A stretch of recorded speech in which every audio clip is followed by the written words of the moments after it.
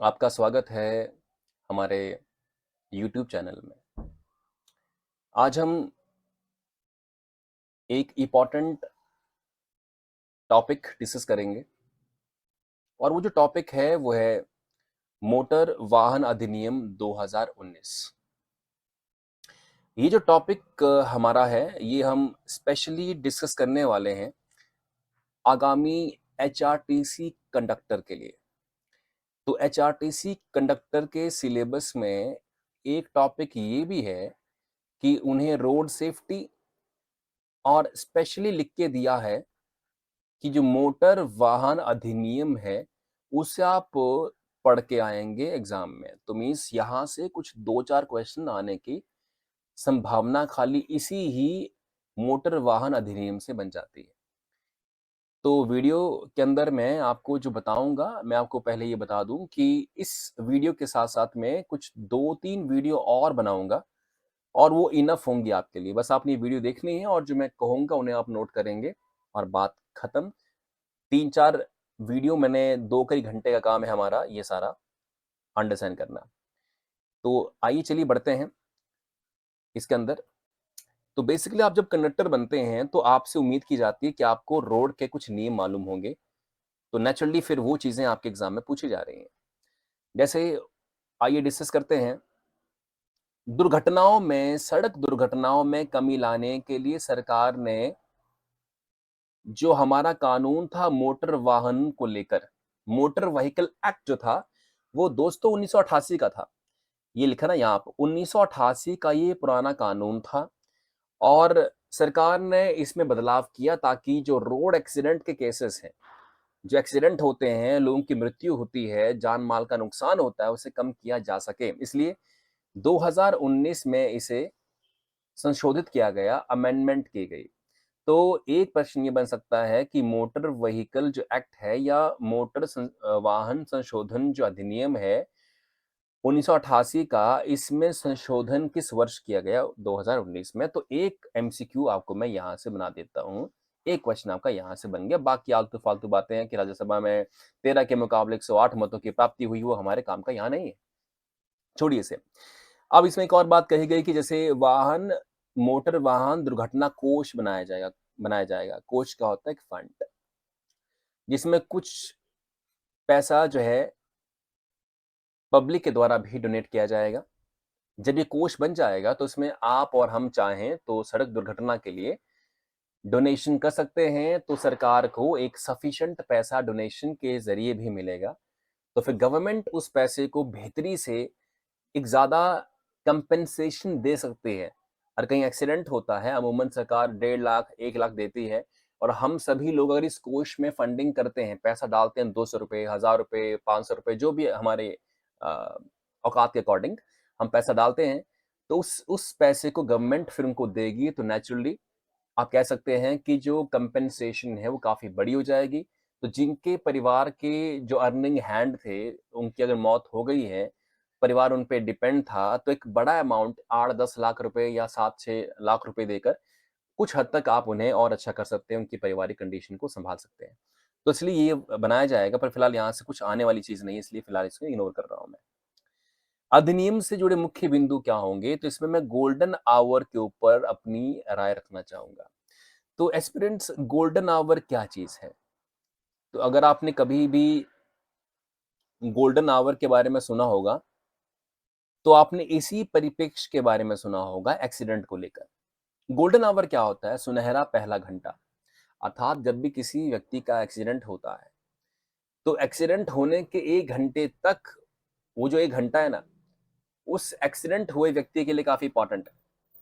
अगर आप 1 घंटे के भीतर आप उसे हॉस्पिटल पहुँचा दें, उसकी जान बच जाएगी। परंतु अगर आप डिले हुए, वो आदमी थोड़ी देरी से पहुंचा, तो आपने एक फेवरेट डायलॉग सुना है फिल्मों में कि आपने आने में देर कर दी। तो ये सच्ची बात है।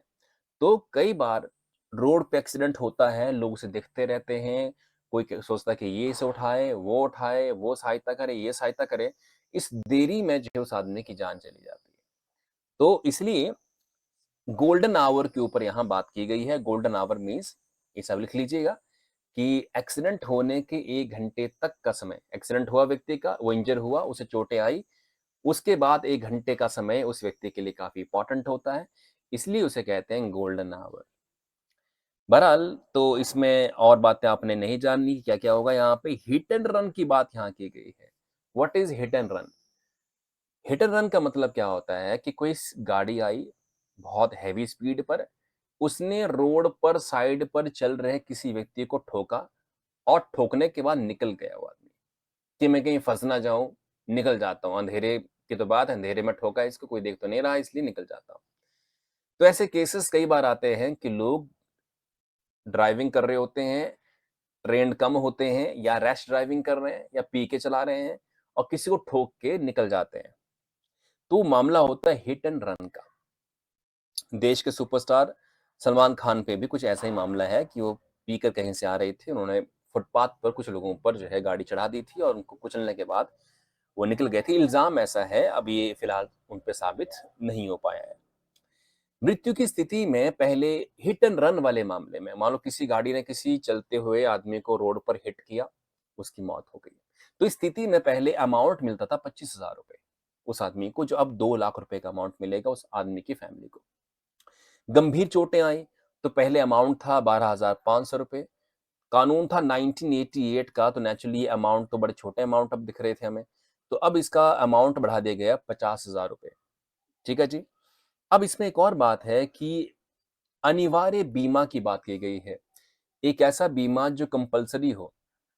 देखिए ऐसा कहा जाता है कि भाई रोड पर चलेंगे तो नेचुरली एक्सीडेंट तो हो ही जाएंगे, वो बिल्कुल जीरो करना तो नामुमकिन सी बात है। आप उसे कम कर सकते हैं टफ लॉ लगाकर या अवेयरनेस के जरिए, परंतु जीरो तो नहीं कर पाएंगे, तो एक्सीडेंट तो होंगे। अब एक्सीडेंट होने पर जो मुआवजा सरकार देती है, यदि किसी इंश्योरेंस कंपनी के द्वारा वो पे किया जाए तो गवर्नमेंट पे बर्डन भी कम हो जाएगा। इसलिए एक कंपल्सरी इंश्योरेंस की बात की जा रही है इसके अंदर कि मोटर वाहन दुर्घटना कोष है वो बनाया जाएगा और उससे जो है सरकार एक तरह से जो एक बीमाकरण करेगी सभी लोगों का, ताकि एक्सीडेंट हो जाए तो उनको जो है वो अ, राहत मिल सके वहां से।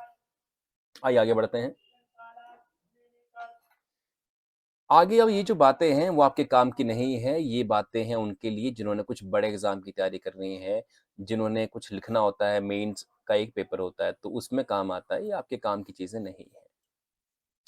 फिलहाल मेरी नज़र में ये नहीं लगती है कि ये एक सिंपल सी बातें हैं, इनको आप छोड़िए। अब गुड समैरिटन की बात करें, गुड समैरिटन होते क्या है? जब भी रोड पर एक्सीडेंट होता है तो कुछ लोग बड़े एक्टिवली तुरंत एक्टिव होकर एकदम से ऊर्जा के साथ उस आदमी को उठाकर हॉस्पिटल पहुंचा देते हैं। तो इस तरह के आदमी को हम बोलते हैं गुड समैरिटन। रोड में आप जब चलते हैं तो आपको एक गुड समैरिटन बनना चाहिए ताकि आप किसी व्यक्ति की जान को बचा सकें। तो गुड समैरिटन का अर्थ क्या होता है? दुर्घटना के समय पीड़ित को आपातकालीन स्थिति में जो है वो आदमी उसकी हेल्प करता है, मदद करता है। ठीक है जी? उसे गुड समैरिटन कहते हैं।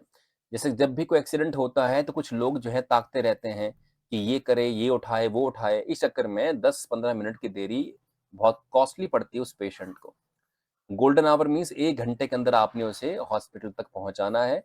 पर कई बार पेशेंट ज़मीन पे होता है, कोई गाड़ी नहीं करता उसके लिए, कुछ नहीं करता या अपनी गाड़ी में उसको लेके जा नहीं जाते, पुलिस का वेट करते हैं और आदमी जो है वही 15-20 मिनट की देरी से उसकी मौत हो जाती है।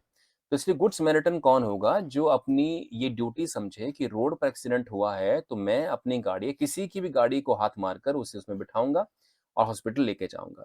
परंतु इसमें एक डर का भाव था कि मान लो अगर एक आदमी किसी को रोड पर गिरा हुआ पाए, उसकी बाइक से एक्सीडेंट हुआ है, बाइक का, स्कूटर का, और उसे सीरियस इंजरी आई है, अगर वो रास्ते में किसी को हाथ देकर गाड़ी रुकवा कर उसे उसमें गाड़ी में डालकर लेके जाता है तो उस आदमी के दिल में डर है कि पुलिस उस पर कार्रवाई करेगी, ये कहकर कि भाई वो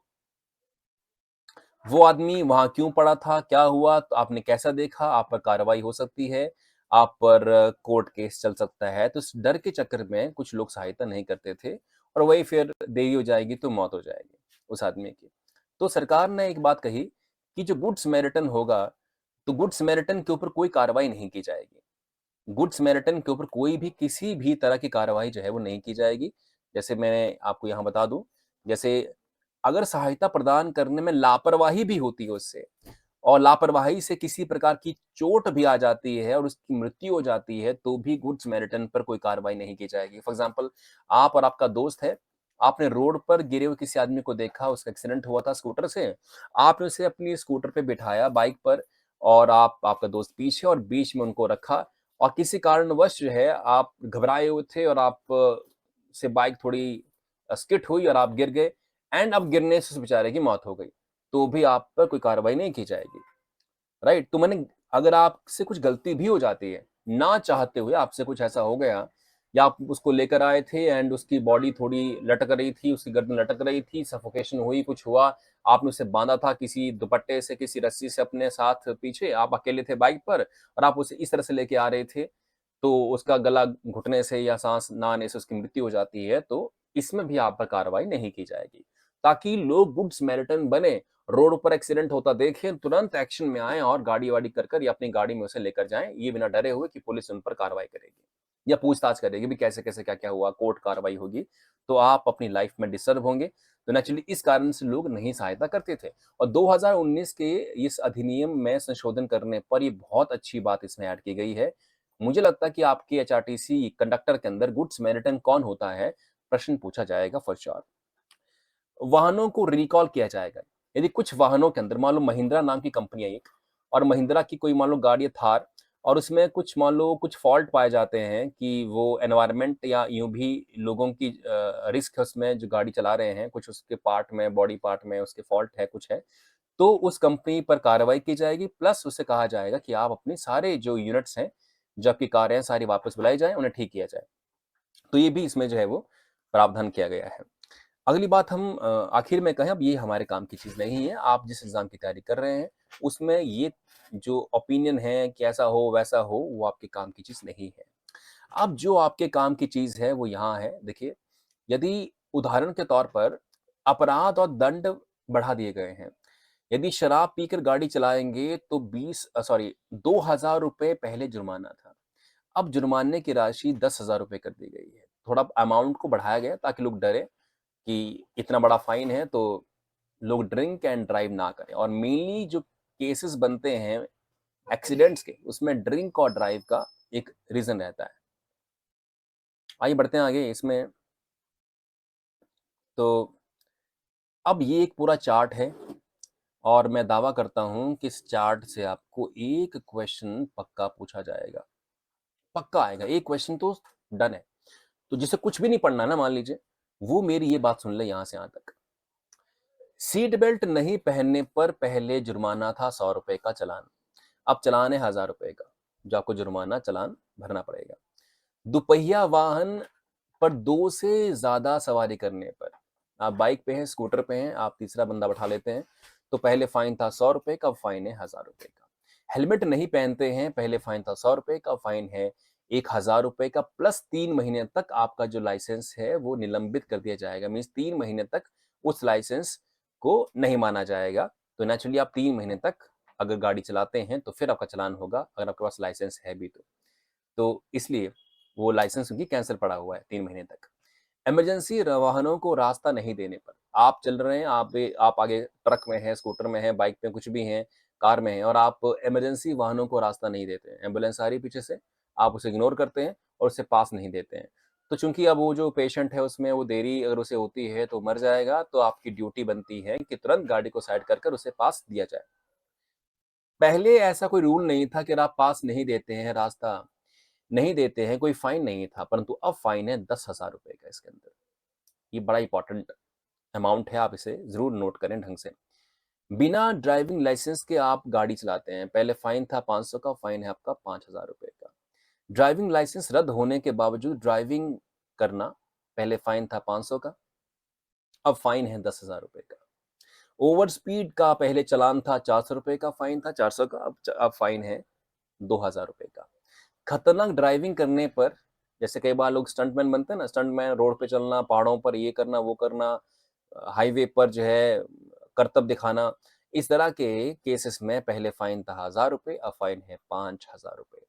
शराब पीकर आप गाड़ी चलाते हैं तो पहले फाइन था 2000 रुपए का। ड्रिंक एंड ड्राइव वाले केस में लोग शादियों और ऐसे फंक्शंस में पार्टियों से निकलते हैं, मैक्सिमम लोग पार्टी करके आए होते हैं, वो दारू पीकर गाड़ी चलाते हैं फिर, जिस कारण से अगर वो गाड़ी चलाने वाला पीकर चला हुआ है, बेशक पीछे उसकी सीट पर बैठे लोग अच्छे लोग हैं, वो नहीं पीते हैं, तो उनकी जान पे भी रिस्क है।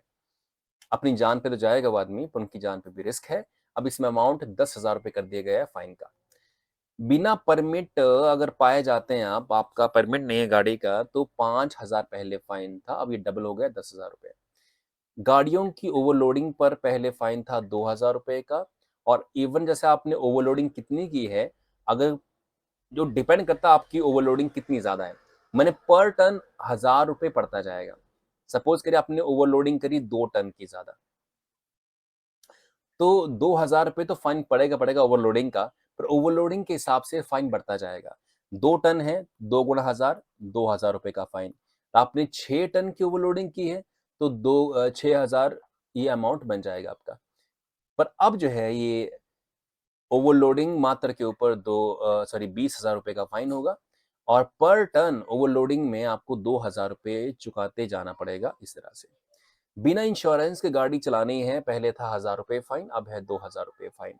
नाबालिग द्वारा गाड़ी चलाने पर फाइन था पहले 0 रुपए, कोई फाइन नहीं था, बस उसे प्यार से डांट कर घर भेज देते थे। परंतु अब जो है, अगर आप देखें तो अब फाइन है 25,000 का, प्लस 3 साल की सजा। जो वाहन है उसका रजिस्ट्रेशन रद्द हो जाएगा। गाड़ी के मालिक तथा नाबालिग के अभिभावकों को दोषी माना जाएगा, और ये 3 साल की सजा इन्हीं को होने वाली है। नाबालिग को 25 साल तक कोई भी लाइसेंस नहीं मिलेगा। देखिए, नाबालिग जो होते हैं, जिनकी एज 18 साल से कम है, तो 18 साल से कम बच्चों पर इवन मर्डर भी कर दें तब भी कोई उन पर क्रिमिनल केस नहीं होता। उन्हें 6-8 महीने या साल भर के लिए जो है वो एक रेफॉर्मेशन सेंटर, सुधार गृह होता है, वहां भेज देते हैं।